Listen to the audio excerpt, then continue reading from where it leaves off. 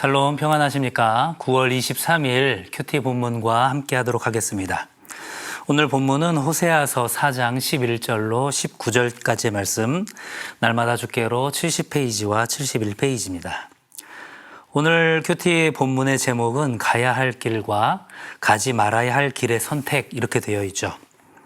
오늘 본문 전날에 이 본문을 확인해 보면 막중한 책임을 가지고 있는 종교 지도자들의 이 타락에 대해서 이야기를 하고 있고, 오늘 본문은 그러한 종교 지도자들의 타락으로 인해서 이 하나님에 대한 지식이 부족했었던 북이스라엘 백성들이 자연스럽게 우상 숭배와 그리고 온갖 음행한 일들을 저지르게 된 그 상황들을 이야기하고 있습니다. 특히 이 북이스라엘이 숭배했었던 가나안의 우상들은 이 바알과 바로 아세라 등이었는데, 이러한 종교 예식에는 반드시 음행이 수반되었습니다. 그리고 산꼭대기나 상수리 나무와 같은 그런 곳은 우상 숭배의 온상이 되었죠. 이런 종교적인 타락은 도덕적인 타락으로 이어졌습니다. 이렇게 쾌락을 즐기는 의식은 하나님의 백성으로서는 도저히 용납될 수 없는 그런 일이었음에도 불구하고 이 북이스라엘 백성들은 오히려 그러한 의식을 즐겼죠. 이제 호세아는 북이스라엘에게 우상 숭배에 미혹되어서 그런 혐오스러운 행위를 하고 있는 그런 모습들을 본받지 말 것과 그들과 교제를 금지할 것을 유다 백성들에게 이야기하고 있습니다. 내용 관찰 1번을 한번 살펴볼까요? 이스라엘 백성을 미혹시킨 것은 무엇입니까? 라고 되어 있죠. 11절과 12절의 말씀을 종합해서 보면 먼저 11절에서는 음란함과 술 취함으로 인해서 넘어지게 되었다, 이렇게 이야기하고 있습니다. 12절 상반절에 보면 나무에게 묻고 그 막대기는 그들에게 고한다 라고 되어 있죠. 여기서 말하는 나무는 바로 다산을 상징하는 아세라 신의 그런 목상이고, 그러한 이 아세라 목상에게 신탁을 하는 그런 의미는 결국은 우상 숭배의 모습이라는 것들을 우리가 확인할 수가 있습니다. 그들은 바알과 아세라 신이 바로 여호와 하나님과 동일한 신이다라고 생각을 했기 때문에 심지어 여호와 하나님을 예배하는 그런 곳에서도 바알과 아세라의 그러한 신전에서 행하는 음행을 자연스럽게 저질렀던 것입니다. 12절 하반절에 보면 음란한 마음이 있었다라고 얘기를 하고 있죠. 이스라엘 사람들은 이 신전 창녀와 음행을 저질렀고, 동시에 또한 다른 신들을 쫓았고, 선지자들은 이런 행동을 굉장히 참담하게 그렇게 이야기를 한 것이죠. 이 바알 신상 앞에서의 그런 성적인 행음은 바알을 자극해서 다산과 풍요를 얻을 수 있었다라고 이렇게 믿고 있었던 것입니다. 내용 관찰 2번을 한번 살펴볼까요? 이스라엘 백성이 어디에서 제사와 분향을 하였습니까? 13절 본문을 보시면 그들이 산 꼭대기에서 제사를 드리며 작은 산 위에서 분향하되 참나무와 버드나무와 상수리나무 아래에서 하니 이는 그 나무 그늘이 좋음이라. 이러므로 너희 딸들은 음행하며 너희 며느리들은 간음을 행하는도다. 이렇게 되어 있죠. 산 꼭대기에서 제사를 드리고 작은 산 위에서 분향을 한다라고 되어 있죠.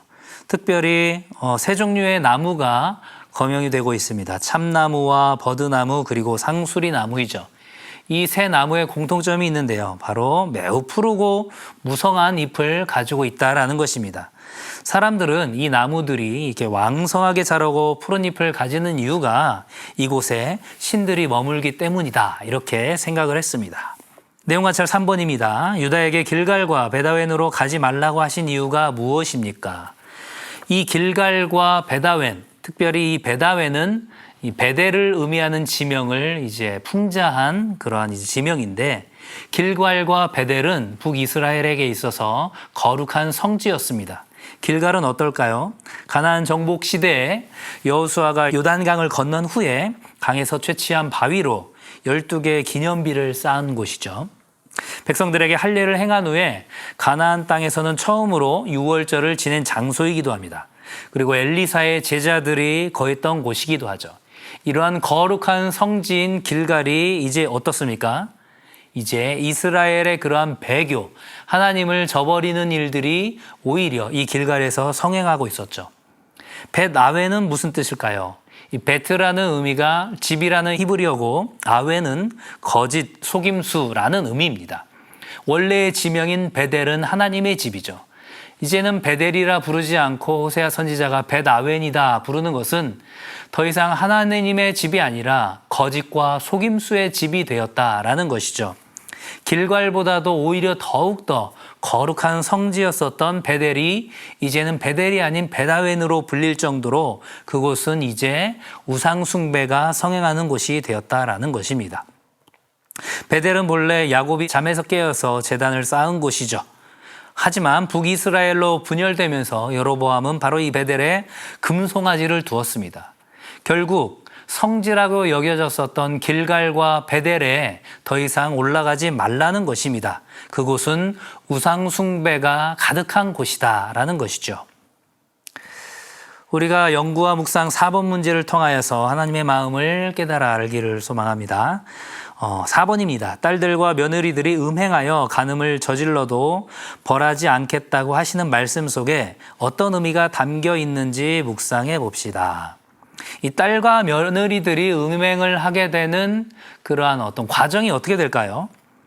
이 이스라엘의 여인들이 음행을 하는 자신들의 아버지 그리고 자기의 남편들을 눈여겨보았을 것이고 바로 그들의 음란을 배우게 된 것이죠. 그래서 그들의 남자들을 통하여서 음행을 배우게 된 이 딸과 며느리들을 더욱더 처벌할 수 없다. 더욱더 혼을 낼 수 없다라는 것이죠.